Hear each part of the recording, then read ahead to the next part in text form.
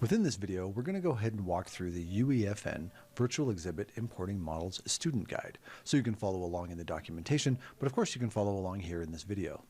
And specifically in this video, we're going to go ahead and use the Fab import system, so you want to make sure that you're actually logged in. And to make sure that you're logged in, simply come up here to where it says Project, and come down where it says Log In. Go ahead and just click here. A browser should open up, so go ahead and just click on the Allow button that you see right here. We'll now go back over to UEFN where we can import our models using the Fab plugin. And to open up the Fab plugin, simply look up here at the top of the interface where it says Fab. Go ahead and just click on this button right here. Now, you'll most likely get a floating window, so what I'm going to do is I'm going to click and drag on this tab that you see right here. I'm just going to dock it up here at the very top just to make it easier to deal with. So just click and drag it up here and then let go. Next, we're going to go ahead and set up a couple of filters. Specifically, let's go ahead and set up a free filter so we can use a free asset. So click on the any that you see right here, and we'll just make sure that we toggle free on right here. Next, up here in the actual search bar, we're going to go ahead and look for something specific. So in this case, we're going to go ahead and look for statue. So go ahead and click in here and type in the word statue, and leave a space, and then go ahead and type in Japanese, and then hit enter. With all these options available, I'm going to go ahead and use this one that you see right here. So I'll just go ahead and just left click on this one, and this will bring up a new page. Now there's a lot of information that's actually written on here, so let's kind of talk about what each section is and how we can use that to our advantage when we're thinking about adding assets to our project. The first section that we're going to talk about is this one right here, and specifically it's this radial button that we want to worry about. For ease of use, let's go ahead and just leave this as a referenced asset. And then once you've actually got that chosen, then we can go ahead and click the Add to Content Browser. This button is going to add it to the project. Now, if you've already hit that button, let's talk about two other sections down below while it loads in. The next section we'll talk about is this one that you see right here.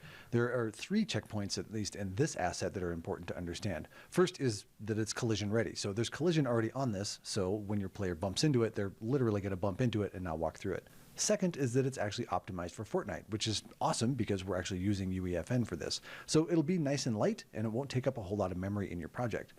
Third, in this case, is that it's actually scaled in Fortnite units. This is really handy because when we drag it in, it'll actually be just about the right size in relation to the Fortnite character. The last piece that we want to talk about is this download size that you see down here below. This is the amount of memory that it's actually going to take up inside of your project. So if you're bringing in a lot of assets, you're going to want to make sure that you're budgeting for those specific assets. So with all that information now out of the way, I'm going to go ahead and click on this Add to Content Browser because I didn't do that before. Now the next thing I want to do is actually go back to the level. So up here in the top left-hand corner, I'm going to go ahead and click on this tab that you see here that says Virtual Exhibit. And you can see down here in the bottom right-hand corner, it is actually loading in this information.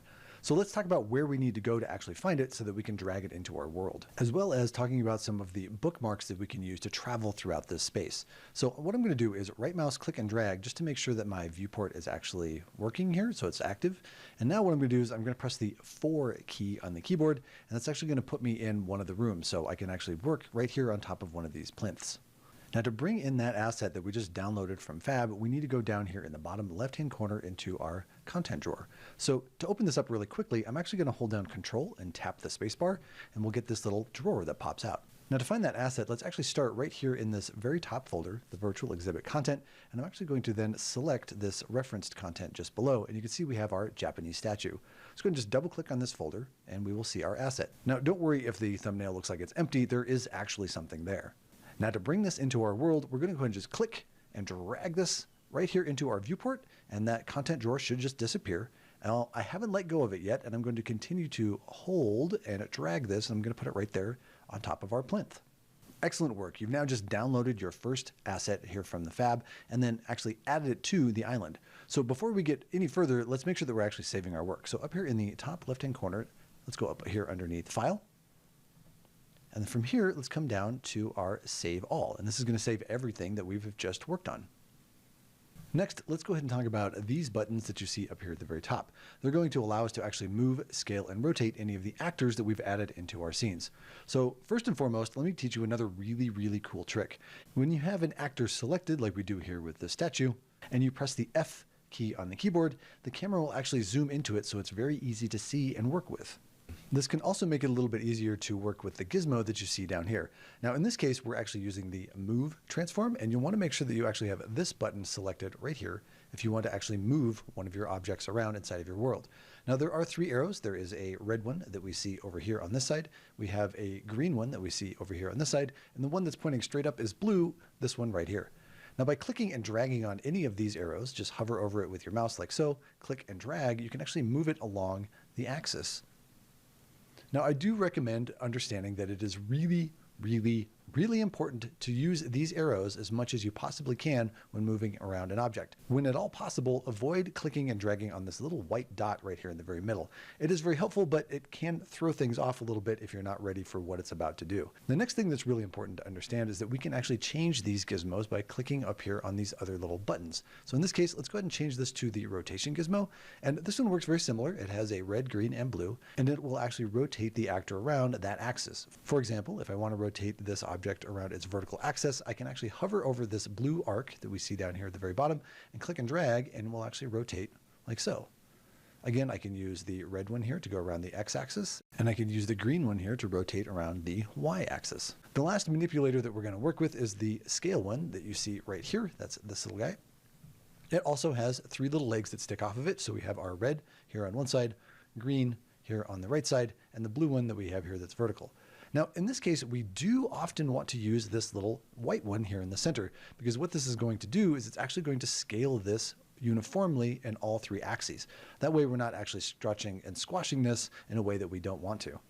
Now, before we move on, the one last thing that I would highly suggest understanding is that if you hit Control Z on the keyboard, you can actually undo any of the movements, rotations, and scale changes that you've made on your actor. Next, let's go ahead and talk about actually removing an actor from your world. When it is selected, you can simply just right-click on it, come down into our Edit section, and go ahead and choose Delete. And you can see that the hotkey for it is literally just to hit the Delete key on the keyboard. Doing so will just remove it from your island, and now it's gone. And if you need it back, of course, just go ahead and hit Control Z to bring it back, or drag another one in from the content drawer. Now, to finish up this tutorial, let's go ahead and check this out inside of Fortnite. To do that, we're going to go ahead and click on this Launch Session button that you see right here. Now, this is definitely going to take a little bit, anywhere from about 1 minute to about 5 minutes. So go ahead and just sit back, relax, and watch this video while yours actually loads. And if your game was already running, go ahead and just click on this Push Changes button up here. So let's go ahead and jump into the game here and check this out. Now, one thing you may have noticed is you need to walk over here to the right, and you can't actually get through because there's a barrier in the way. So you could either move that in UEFN, but let me show you a really cool trick. What I'm going to do is come back here to UEFN, and up here in the top right-hand corner, you'll find this little section that's got 3 little people. So what we're going to go ahead and do is actually teleport the user to the camera here inside of UEFN. So we can just move them right there. So we'll go ahead and click on that. And now when we go back in here, hey, we're actually there. And we can see that asset that we brought in here from the Fab plugin. But wait, there's more. And to illustrate this, I've actually got UEFN on the top half of my screen and Fortnite below. On the bottom, I am still in game mode, so we need to actually leave game mode to explain this as well.